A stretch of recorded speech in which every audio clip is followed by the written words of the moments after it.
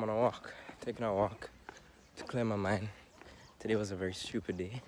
Um, but you know what? I realized it was something that, well, being in a very stressed out situation, it made me realize how much sometimes you stress or you contemplate sometimes on an event or a person as very temporary in your life. And we give permanence to, oh my gosh, what neighborhood am I in? And we give importance to sometimes issues or people who don't really last more than 24 hours, and it bothers us. And then we go into the new day or our whole life stressing over something that is easily rectified by the time 5 minutes goes on. So sometimes we give permanence to such temporary things in life, and it's so strange. What is up, YouTube? Yeah, welcome back again. Third installment of the SpAw. Ah, I honestly didn't have this topic planned. There's actually gonna be something else, but of course I'm gonna be uploading these videos, so it doesn't really matter. It's gonna come anyway.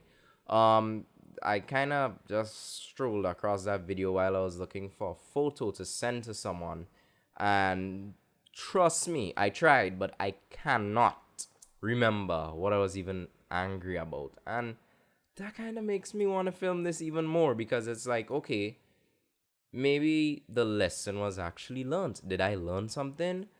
So let's get into it.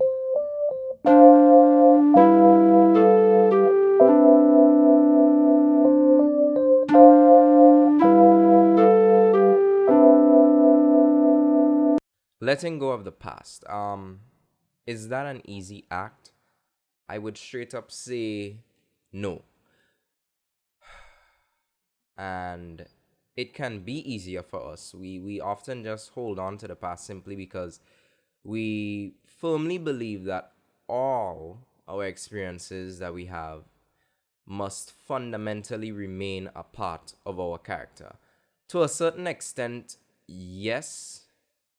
I mean, you shouldn't really live life with regrets. There's a reason you go through certain circumstances. There's a reason you encounter certain people, but you don't let that plague you forever. I mean, you learn to overcome something of the past. Why should you go back and carry that challenge on your back? Instead, carry the rewards for having conquered anything that was difficult. So I think what I was speaking about mainly would have been someone I encountered. I think, like I said, I can't really remember why I made the video, but it was a hard day at work. I think the person was obviously being disrespectful to me. And, I could have just gone on throughout the rest of the day and allowed that to really bother me.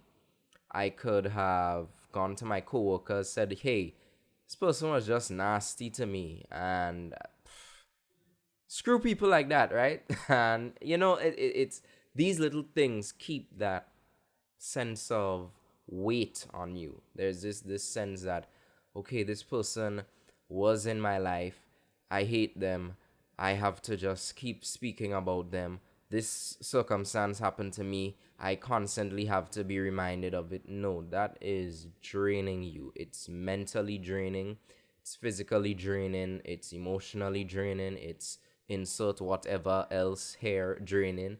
um and it really doesn't have to define your character. So like I said, I think that person was disrespectful. But at the end of the day, everybody has, and I think I actually wanted to leave this for another discussion, the sense that everybody has their own destiny throughout the day. Your destiny, if I ever interact with you or you just coming across this video, my destiny has nothing really to do with your destiny, in the sense that you are going to be an individual who may come across me at my worst state. I may come across you at your best state, but that doesn't permanently define your position in my life. There are certain instances where we tend to get caught up with this person's life. This person was a jerk to me. They were mean. They were being stupid, And we let that hinder us from seeing that this person is very temporary. This thing, temporary. It's going to go. I'm going to go on with my life. It will mean nothing to me eventually. And people don't let go. You know, there are some people who, to this day, will hold grudges against you um, for petty things. We're petty creatures, very petty creatures. And to me, the process of letting go is, first of all, accepting that you are clinging to this thing. So oftentimes we tend to run from emotions, we tend to run from all of these things, and we think by just running away, I'm gonna get out of this situation, I'm gone, sayonara, peace. You know, we think that that is the actual solution. In doing meditation, I see that as a way that you can actually apply that principle to many parts of your life, in the sense that meditation teaches you, some people think it's a complete period where there are no thoughts and you are completely calm, you're free of everything. That's not necessarily true. You can shut off the mind. You can, however, direct your attention to your breathing. You acknowledge that, you acknowledge the thoughts, they're going to be there. The constant electrical impulses within your brain are going to keep running, but you can't silence that. That's, I would go on to say that's impossible. Unless, of course, you know how to do that. Unless, of course, you have a yogi who probably knows. I don't know how to do that. So my thoughts would constantly be there, and I acknowledge them. But I don't, stray thinking about them constantly. So you acknowledge your thought, bring it back to the breathing. Is this a video about how to meditate? No. So what I'm trying to focus on, in the sense that acknowledging these, like I say, these thoughts exist. This person was mean to me. I acknowledge that. And I now start to think about what really fuels me thinking about them. Is it simply because I'm upset?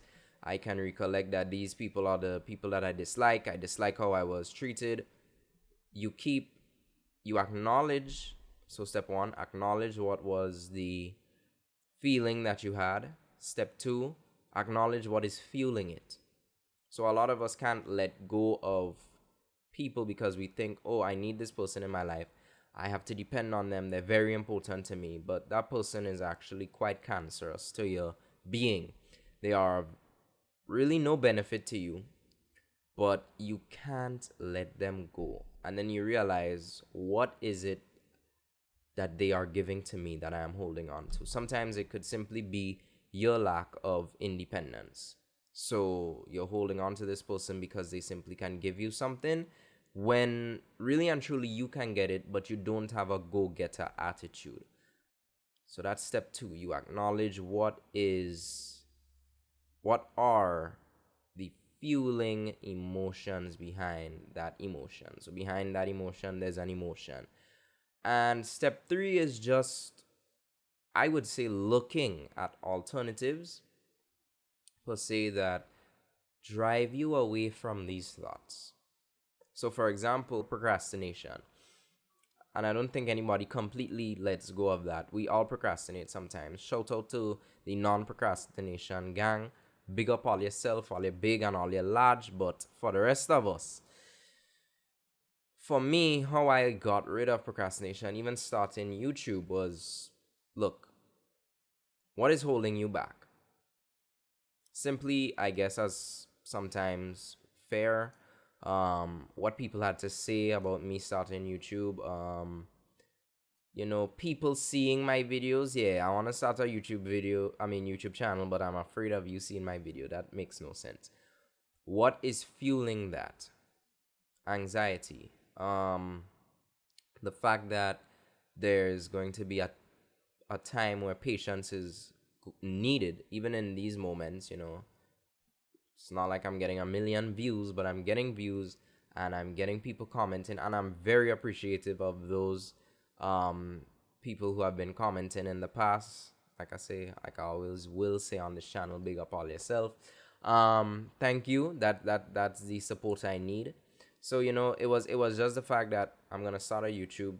People might see my video in the way that I don't want them to see it. It's not gonna be important. That was the fuel behind it. You're not important. You're not gonna make a mark, but you are making a mark. So what is step 3? For me, it wasn't ignoring that. It was, I want to prove myself wrong. Yeah, I oftentimes I have a correct feeling about things, but this time I want to prove myself wrong, that I can do this, I can do YouTube. So this is me letting go of myself full of doubts on something that I have potential to be better in or be good at.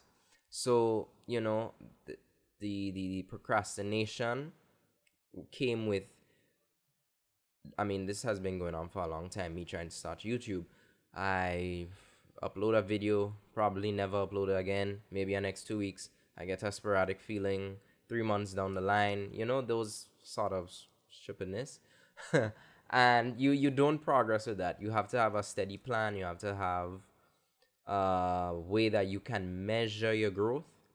And that is something that I can see not only in my YouTube, but it's also rolling off to other parts of my life. And that step, I'm appreciating myself so much for taking that first step.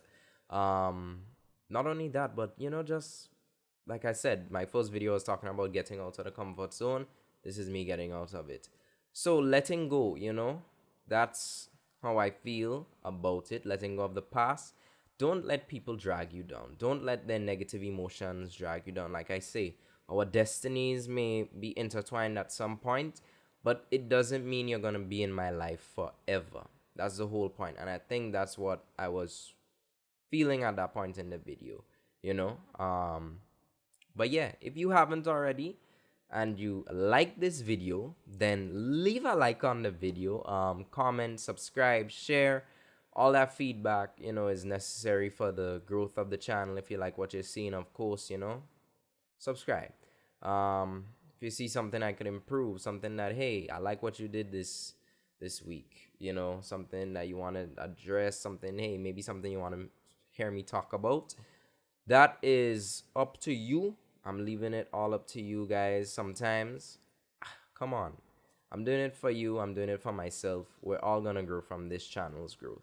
So big up yourself. This is, I don't know why, this is like big up. I should put a counter in these videos. Big up yourself counter. So yeah, this is the SpAw episode 3. Thank you for looking at the video. Yeah. It didn't cut off yet. Later, guys.